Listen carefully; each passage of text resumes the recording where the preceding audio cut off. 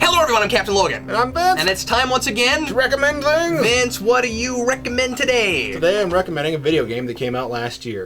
It is called The Last of Us. Yep. So those of you who are not aware of this game, the people out there that have never heard of this award-winning game. I've heard of it, but I know nothing about it. So here's the deal. I realize that this isn't like an underground game that people haven't heard of, but I'm recommending it because, I don't play a heck of a lot of games. Yeah. And I just wanted people to, know that I played this and I liked it. So there's another really good reason for you to recommend that, Vince. What's that? It's not Ghostbusters. That's true. No Ghostbusters. There are zombies in it. Now, these are zombies, kind of like 28 Days Later is zombies. Oh, I love 28 Days Later. They're technically alive, but they're altered due to some kind of disease. Now, what I find interesting about this is that, there's a lot of zombie movies where at some point I say to myself, if they're technically alive, okay, follow me, if they're technically alive, how is it that these zombies could survive any given period of time without actually achieving sustenance? So could it be like altered physiology where they don't require the kind of sustenance that they would need before, but then if you could cure them, then they would? See, that's where I was, and what I said was, I said this without even thinking. I wasn't super far in this game when I was talking. I picked this up because I didn't buy this. I didn't rent this. This was given to me by my father-in-law. Father-in-law. Were you really surprised that you liked it? Well, kinda. I mean, he's obsessed with this game. He's probably played this game about 20 times. Oh, okay. And there's a good 10, 12 hours worth of gameplay in here, and he's nearly perfected this game. He is obsessed. So, whoa, is he obsessed. He's tried all the different yada-yadas, all the different techniques of trying to beat this game, sneaking by, killing things, and he strikes me funny. Anyway, this game won't play on his player anymore. I think he's messed up his PS3. So I showed him how to download it, and now he doesn't need to play the disc to use it anymore, so he gave me the disc. Oh, okay, cool. So, yep, so that's what happened. Now, where was I? Oh, the zombies. So I wasn't super far in this game, and I was talking to him, and I said, how does this work? How is it that they can go down into some cellar and find all of these zombies down there that have just been hanging out for about 20 years? It didn't make any sense. And then I said, unless these are like fungus-based creatures where the thing that they survive on is not the people they attack or chew on, but rather that would just be kind of complementary to the thing that keeps them surviving, which would be the fungus or the mold that builds in their system. And then as I play through this game, they don't make that explicit that that's what keeps them alive. But these are fungus-based creatures. Oh. That these, at some point you get this, not you, the player, but rather these zombies get this, fungus that builds up on them. And inside the brain, your brain encases with this fungus. And it starts making you go crazy. So you have runners, which are still largely human-looking, and they just have this very aggressive mentality. They can see, they can respond to things physically, and they're very aggressive and very violent. But the thing that they call clickers, which that's kind of a clicker, if you could see it. I'm not going to bother showing it on there. But they have these weird growths over their face and parts of their body, and sometimes it's kind of like armor, which makes them harder to kill. But the big thing is that now these guys are super aggressive because this fungus has grown to the point that it's even outside of their body. And they can't see, so they find you by echolocation. That's fascinating. Which is kind of neat. So you have to be extremely quiet. Now, the gameplay mechanics in this game, I think, is what's so impressive about it, is that the sneaking around works really well. The button configuration works really well. The pressure sensitivity of the things that the people do, especially, and this is what I think makes this game work so well, is the how slowly you can walk. Because there are moments in this game where you just don't have enough bullets to get by. And now that's the thing about this. It is a survival horror game, which is you you only have what you find throughout the game. So if you play it on a harder level, you'll have to get through, or a harder setting, you'll have to get through the game with less resources. On an easier setting, you'll get through the game with more resources. Now, that being said, I played it on normal, and I was highly annoyed that everyone that was shooting at me did not leave weapons or bullets behind. Oh. Sometimes, a few people did. I probably found 5 or 6 people that dropped bullets. But I'm like, how are you shooting at me, and then I kill you, and you not at least have a weapon? Conveniently, they swallow it before you kill them. They get shot and they go, blink out of existence.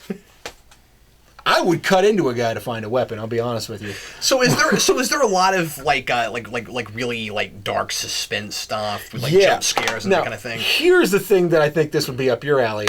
Sure. There's lots of dark scares. There's lots of creepy parts in this. Because I can enjoy that kind of thing. Yeah. But the thing that's so cool about this game is that there is an actual discernible character arc. Oh, cool. So it's a decent story. When I was playing this game, there were parts of this game that I was getting so frustrated. I'm like, this is not fun. Why is this part of the game? So, like, there's parts where you have to play this little girl. Now, the story of the game, maybe I shouldn't get ahead of myself. The story of the game is you're playing this guy who, he is the father of a girl who was killed at the... spoiler warning, I'm telling you the exact first level. So you play through this, which is annoying to me that you have to play through this because you can't actually do anything yet. You're just kind of walking around. And at some point, you're running around. And at some point, you're driving around. There's a lot of that in and you're trying to escape it. And you're essentially playing a cutscene, which is okay because otherwise it'd be 30 minutes worth of a cutscene.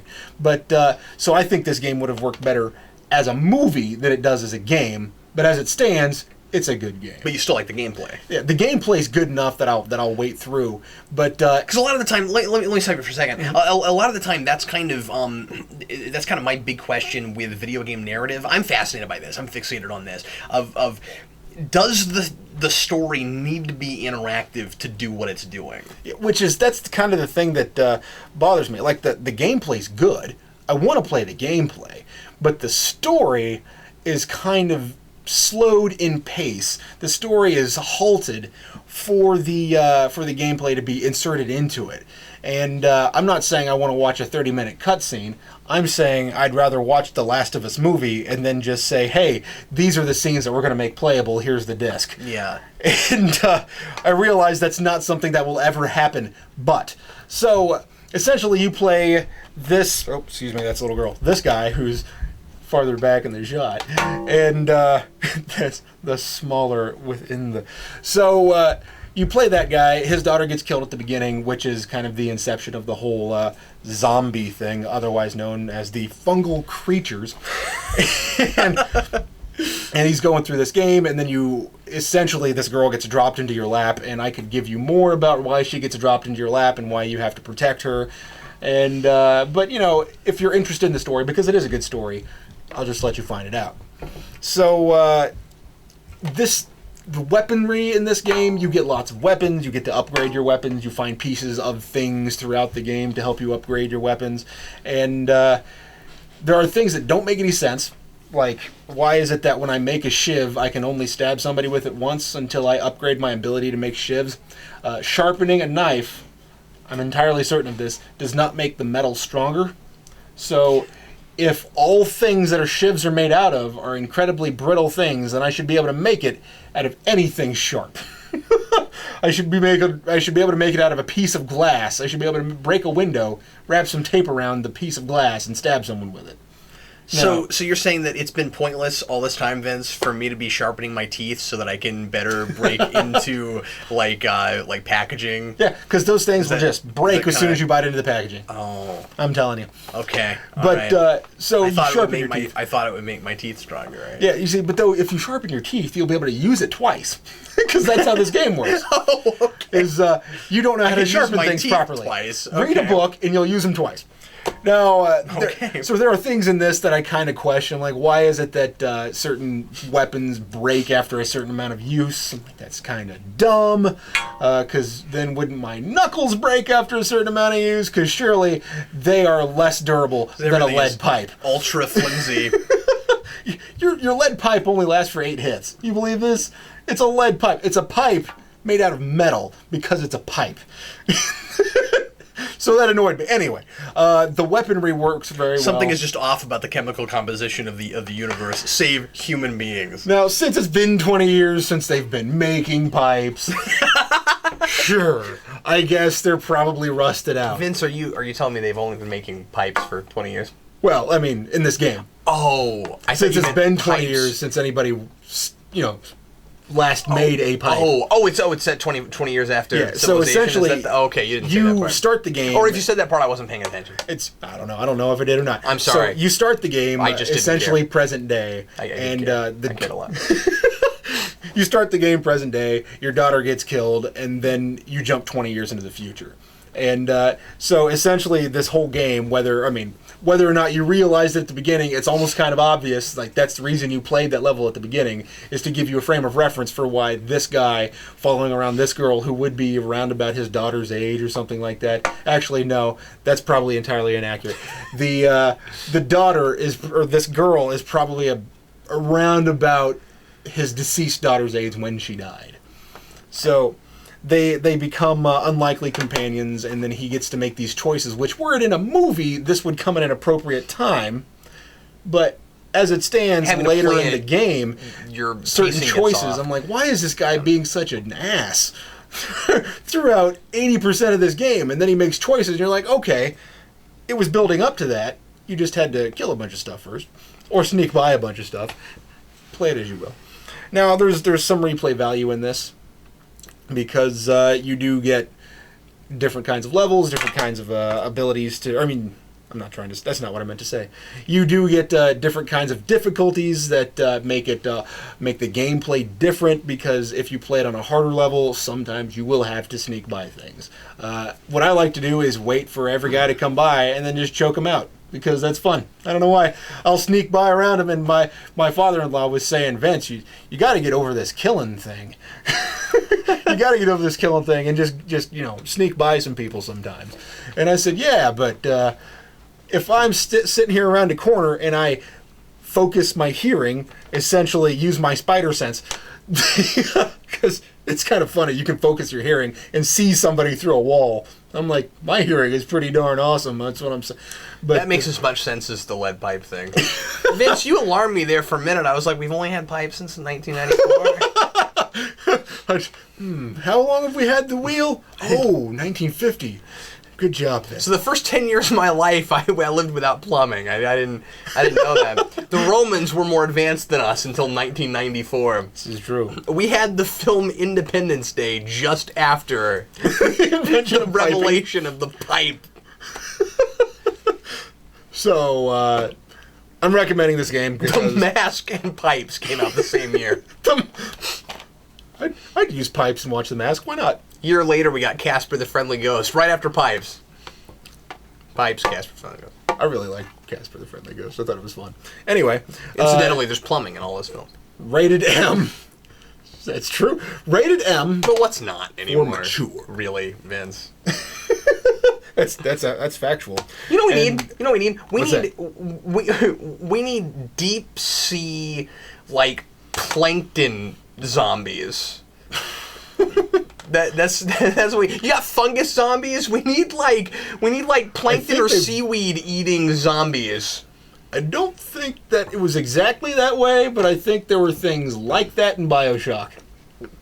Oh yeah, because BioShock has lots of water stuff. Yeah. Which BioShock was an okay game too. Also, I've been told forever I my need wife, which I played. He gave this to me, but he gave the other one to my wife, and I played it because she had no interest. He's not gonna watch this. It's okay. My wife was hugely scared by the game. I'd sit there and play it, and the dog would just sit there and be all happy. Incidentally, my dog was freaked out when I was playing this game. She would start barking at the screen. Shut up!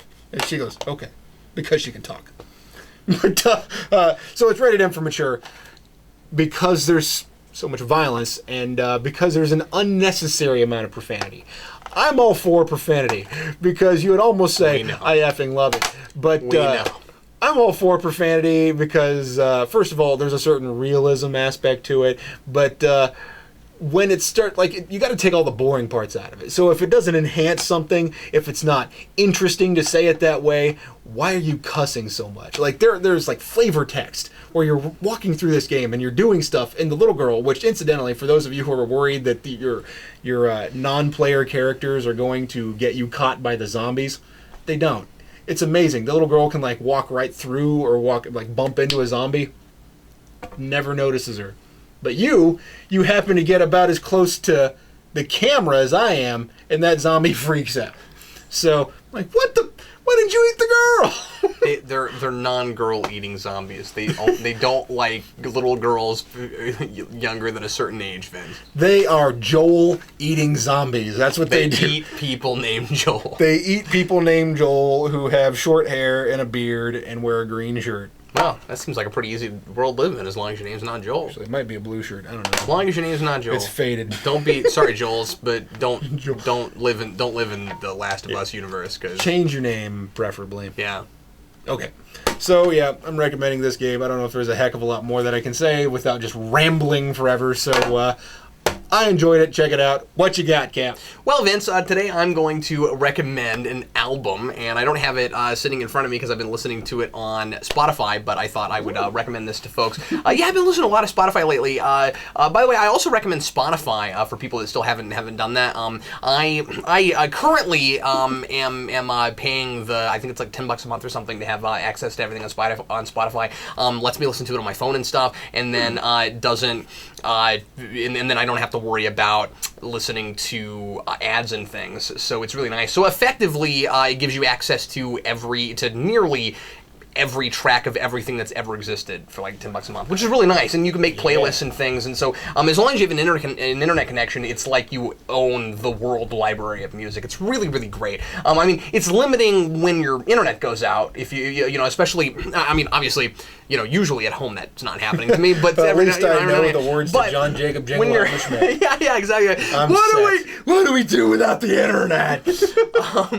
The power goes out. I'm so bored. Oh my God, we'll have to talk to each other. It'll be a nightmare. I mean, I have a stack of books, but it's been so long I've forgotten how to read. How do you turn on the light without anyway? So anyway, without the internet. Google light switch. So anyway, but so you know, sometimes like I'll be like on a road trip or something, and I'll just bring Spotify. I'll just bring my phone and just have Spotify, and then I won't like bring any CDs or anything with me. And then you'll hit a pocket. You'll hit a pocket of nothing, and then you're like, oh, okay, well I guess we're gonna sing John Jacob Jingle instead. But anyway, so a song that never ends is always a good option too. So obviously, you know, there's always limitations to the most current, most awesome modern technology that we kind of come to take for granted and rely on too much. And still, you know, CDs are nice things to have, and MP3 players and just having things. Support your local music store. Music store, yeah, exactly. So I'm not completely saying don't have a music collection. Although one thing that I'm finding is kind of fun about having Spotify and not buying as much music is that when I do buy music, I go for kind of the really fun novelty stuff. I'm buying more stuff on vinyl now because I've got a record player. I love what stuff sounds like on vinyl, and more bands are putting out vinyl records again because it's a collector's item. And so They Might Be Giants puts out an album. I'm getting it on vinyl most of the time. They just support your local record store. TMEG just put out. It's the same thing as you just said earlier. Music store is usually also a record store. Maybe not. No, it really is. Your face. No, really, it is, because records right now are they're getting popular again, and so like music stores have them. But anyway, shut up, man. So anyway, Record Store Day, go check it out. So free record day. They have Record Store Day, but not free record day. Free record day is annoying, Vince, because you think you're gonna get a record with music, and then it just gives you samples. But anyway, that's funny. They do have a Record Store Day though. So I'm gonna actually. Yeah, I know. Oh, okay, just checking. Yeah. Anyway, you guys couldn't see me spin that. I don't know. So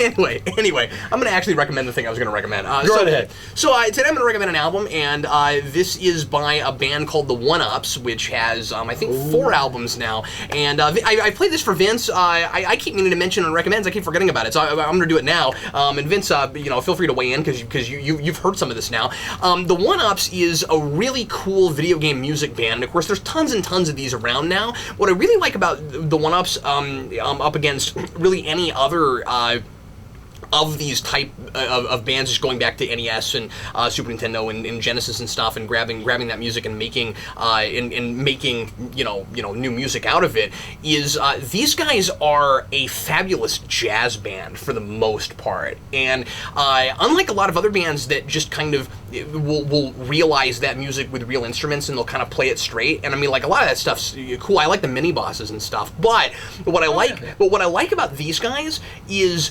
they take what's essentially just like a hook of a song. I mean, sometimes video game music will be like feel like a full-blown track, but a lot of times it's just sort of like a tune that loops that you could make more out of, and they make more out of it, So they'll take what little was there and they'll make it into a full-blown, real, honest-to-God song and give it like and give it like bridges and just kind of flesh them out more. But what I really like about them is they have a lot of solos, and so they'll go in and they'll do a lot of improvisation around the melody, and they've got a fantastic trumpet player, and they've got a fantastic, they might be the same guy, they've got a fantastic saxophone player, they've got a lot of really good horn stuff, sometimes really good string stuff too. I think the Tetris theme in one of their albums, they did a lot of violin stuff with, and they made that song sound like this really cool kind of Russian jig, yeah, and that was really neat. So anyway, but the one I'm recommending is specifically is their album for the original Mario Kart game. They did every track from Super Nintendo Mario Kart, and that's a full album. Yes, that's cool. And I can't stop listening to it. It's fantastic. It opens with the title with the title track. They did the opening titles track to that, and then they just go on and do every chorus, and it's really varied. But like I said, for the most part, it's more jazzy than it is anything. With the possible exceptions of Bowser Castle, which just is already kind of a metal track, so there's really no way to not do that as a metal thing. Mm-hmm. And then and I will say, this is really one of my only criticisms about the thing, is that having that in there is kind of jarring and sort of like stops the flow of the whole album, because it's a very relaxing kind of experience, and then all of a sudden you have this kind of metal track in the middle of it. And again, there's still some nice improvising around the melody and stuff like that, but I mean, like, that's just a really heavy, hard thing. And then right in the middle of it, they suddenly have a metal guy like yelling, and like it's funny. It goes with it, and he's like, Bowser is here, and it's really funny. He's like, I will kill you. but it's hilarious. Did he actually say that? Yeah, that's great. That's what he says, and it's really bad. And then at one point he's just like, and it's all right. It fits with that, but the problem is it's right in the otherwise kind of a soothing album. And then I think right after that track, or maybe it's a couple tracks later, you get like the most tranquil song on the whole album. Yeah, so gonna bring you back down, right? Yeah, exactly. Bring me down. They have probably my favorite track on it is the Koopa Beach track, and it's the only one that they named differently. All the other ones are just the name of whatever the chorus was. That one they called something about Koopa Beach because they had actually on a previous album already done Koopa Beach, so they had to call it something else because they already had Koopa Beach. And their first version of it is a little bit straighter, but what they do with I don't know if it's I don't know what kind of woodwind instrument it is that's playing through that. I don't know if it's I'm thinking I don't know if it's a flute or if it's I forget what it is. But anyway, it's an oboe. I said woodwind. I think it is something woodwind. But anyway, so it's like I said, it's just like really tranquil. I really like what they did with that. It's nice. But anyway, so I don't know. It's a really nostalgic thing for me because that's some of my favorite video game music. I really like the Mario Kart music. I think that's one of the best and most varied soundtracks. And for somebody to come back and actually do that as an album, I thought was really cool. But it's also just really good, and it's the kind of thing where I think it's very classy. Like anybody could listen to that and pick out the melodies and really appreciate it and not know Mario Kart. Like it just sounds good. You know what I mean? Like if you handed that to like a jazz enthusiast or at least somebody who likes contemporary jazz, somebody would listen to that and they'd probably think it was pretty solid. And it doesn't matter what it's based on. So it's not like some of these other things where it's really just the nostalgia or the novelty of hey I know that I recognize that isn't that cool, isn't that neat? They took what was synthesized and they used real instruments.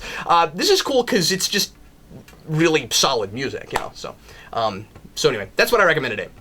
I like it. He played it for me at one point, and I think there was one where he was like, I don't want you to look at it. I just want you to listen to this.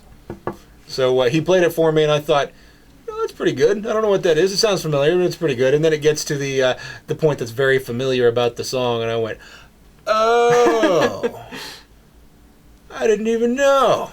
Hadn't occurred to me. I don't know. So I guess I'm echoing what he's saying, is that it is good music, but it's also novelty music. So you get the best of both worlds. Yeah, exactly.